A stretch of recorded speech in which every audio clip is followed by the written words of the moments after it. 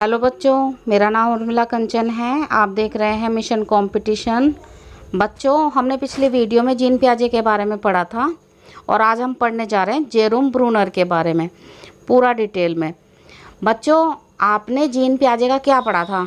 संज्ञानात्मक विकास। और आज हम जेरोम ब्रूनर का क्या पढ़ने जा रहे हैं? संज्ञानात्मक विकास। बच्चों, जीन पियाजे ने पहले संज्ञानात्मक विकास दिया था, लेकिन उनके बाद उनके संज्ञानात्मक विकास को बढ़ाया था जेरोम ब्रूनर ने। चलिए अब हम जेरोम ब्रूनर के बारे में पढ़ने के लिए जा रहे हैं। तो बच्चों, जेरोम ब्रूनर, इनका जो पूरा नाम था जेरोम सिमूर ब्रूनर था। ध्यान रखना, ये एग्ज़ाम में इम्पोर्टेंट टॉपिक है और आप सब ज़रूर इसको ध्यान से पढ़ना या फिर इसके नोट्स बना लेना। ठीक है बच्चों? देखो बच्चों, इनका जन्म 1 अक्टूबर 1915 को हुआ था। कब हुआ था? 1 अक्टूबर 1915 को। और इनकी जो मृत्यु हुई थी वो हुई थी 5 जून 2016 को। कब हुई थी? 5 जून 2016 को। बच्चों, जब इनकी मृत्यु हुई तो इनकी जो एज थी वो 100 वर्ष के भी पार क्या हो चुकी थी? 100 वर्ष के पार हो चुकी थी। ये अमेरिका के जो है मनोवैज्ञानिक थे। इनको अमेरिकी मनोवैज्ञानिक बोला जाता था, जिन्होंने मानव के संज्ञानात्मक मनोवैज्ञानिक तथा संज्ञानात्मक अधिगम सिद्धांत यानी कॉग्निटिव लर्निंग थ्योरी पर उल्लेखनीय योगदान दिया था। बच्चों ध्यान से पढ़ना। वे न्यूयॉर्क के यूनिवर्सिटी स्कूल ऑफ लॉ में वरिष्ठ अनुसंधान फेलो थे। उन्होंने 1937 में ड्यूक विश्वविद्यालय से बीए किया। 1941 में हार्वर्ड विश्वविद्यालय से पीएचडी किया। अब इनके बारे में और थोड़ा सा हम जानेंगे। बच्चों, इनका जो जन्म स्थान था वो था न्यूयॉर्क सिटी, यूनाइटेड स्टेट। क्या था? New York city. और बच्चों, जो इनकी मृत्यु हुई थी वो मैनहट्टन में हुई थी। ये भी न्यूयॉर्क में ही है। इनका जो आवास था वो भी जो है न्यूयॉर्क सिटी में था, न्यूयॉर्क में ही था। इनकी जो राष्ट्रीयता थी वो अमेरिकन थी। क्या थी? अमेरिकन थी। और इनका जो क्षेत्र था जिसमें ये जो है अपने प्रयोग वगैरह करते थे वो था साइकोलॉजी।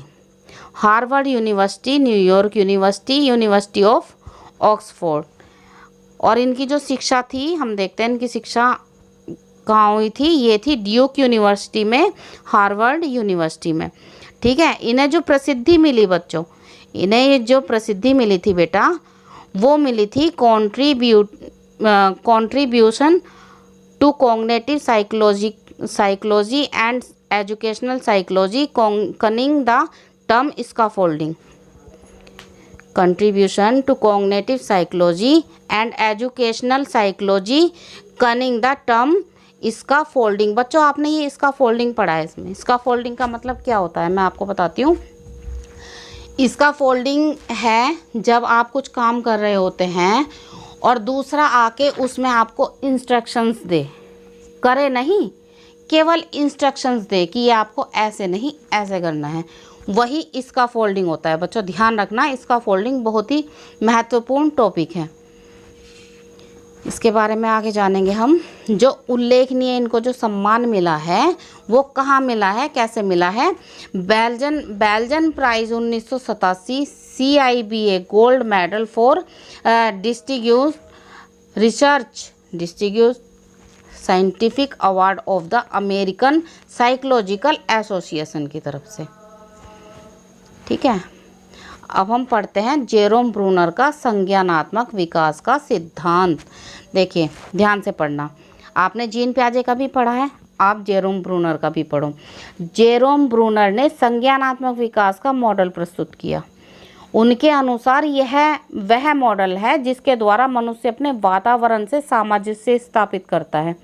ब्रूनर ने अपना संज्ञान संबंधी अध्ययन सर्वप्रथम प्रौढ़ों पर किया। किस पर किया था बच्चों? प्रौढ़ों पर। और उसके बाद विद्यालय जाने वाले बच्चों पर किया।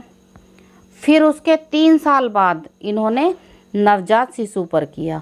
यानी कि जीन पियाजे ने शुरू से लेके बाद में किया, यानी पहले नवजात शिशु पे किया, फिर बालक पे किया जो विद्यालय जाने वाले थे, फिर उसके बाद जो है उन्होंने किशोरावस्था तक अपना प्रयोग किया। लेकिन इन्होंने अपना प्रयोग कैसे किया? उल्टा किया। पहले प्रौढ़ों पर किया, उसके बाद विद्यालय जाने वाले बच्चों पर किया और उसके बाद नवजात शिशु पर किया।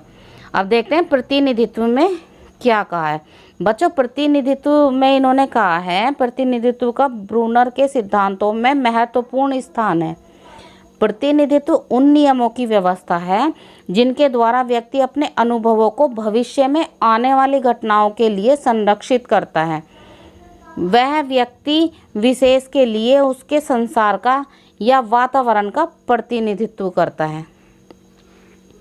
बच्चों, जो इनके प्रतिनिधित्व था उसके 3 प्रकार उन्होंने बताए हैं और उन 3 प्रकारों को भी हम लोग या फिर ये कह लो कि बुक्स में कई नामों से जाना जाता है, जिसे देखकर बच्चा एग्ज़ाम में हमेशा चक्कर खा जाता है। तो चक्कर खाने की बिल्कुल भी ज़रूरत नहीं है। आप ध्यान से पढ़ना, चाहे तो नोट्स बना लेना, और आप जो है ध्यान से पढ़ोगे तो आप बिल्कुल भी चक्कर नहीं काटोगे। देखिए बच्चों, इसका जो पहला जो प्रकार है वो है संक्रियात्मक प्रतिनिधित्व, या इसको क्या कहा जाता है?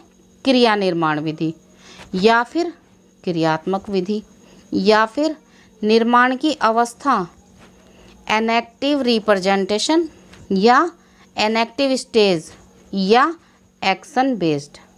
देखा बच्चों, एक ही प्रकार के कितने नाम हैं। और ये जो स्टेज होती है बच्चों, यह 0 से 2 वर्ष तक की होती है। कब से? 0 से 2 वर्ष तक की होती है। चलिए हम दूसरी स्टेज पढ़ते हैं इनकी। क्या थी? ये थी स्टेज इनकी दृश्य प्रति को क्या कहते हैं? प्रतिक्रियात्मक अवस्था, या फिर क्या बोलते हैं? छायात्मक व्यवस्था, या फिर प्रतिधारी अवस्था, या फिर आइकॉनिक रिप्रेजेंटेशन, या फिर आइकॉनिक स्टेज, या फिर इमेज बेस्ड। देखा कितने सारे नाम हैं। उसके बाद बच्चों इसमें ये जान लेना कि ये 2 से 7 वर्ष तक की होती है। कहाँ तक की होती है? 2 से 7 वर्ष तक की होती है। उसके बाद है इनकी तीसरी स्टेज। अब हम तीसरी स्टेज के भी बारे में पढ़ेंगे। क्या है तीसरी स्टेज? है प्रतीकात्मक प्रतिनिधित्व। प्रतीकात्मक यानी बल, प्रतीकात्मक प्रतिनिधित्व। दूसरी है संज्ञानात्मक विकास। तीसरी है चिन्ह आधारित अवस्था। चौथी है सांकेतिक आधारित अवस्था, या संप्रत्यय यानी मस्तिष्क में बनने वाली इमेज। इनके बच्चों अलग अलग नाम नहीं है, बल्कि एक के ही इतने सारे नाम हैं। या फिर इसको क्या बोलते हैं? सिंबॉलिक स्टेज, या फिर क्या बोलते हैं? सिंबॉलिक रिप्रेजेंटेशन, या फिर लैंग्वेज बेस्ड। बच्चों आप बिल्कुल भी कंफ्यूज मत होना, आप बिल्कुल ध्यान से पढ़ना, और चाहे तो नोट्स बना लो। बिल्कुल कंफ्यूज होने की ज़रूरत नहीं है, ठीक है। यह 7 से 15 वर्ष तक की होती है। कहाँ तक की होती है? यह 7 से 15 वर्ष तक की होती है। तो आपने जाना 3 टॉपिक्स के बारे में, और इनके बारे में और भी हम डिटेल में बात करेंगे अगली वीडियो में। तब तक की बने रहिए हमारे साथ। मैं हूँ उर्मिला कंचन और आप देख रहे थे मिशन कंपटीशन। अगर ये वीडियो आपको अच्छा लगे तो लाइक व शेयर भी ज़रूर कीजिएगा, और हमारे साथ बने रहने के लिए सब्सक्राइब भी ज़रूर कीजिएगा। Thank you.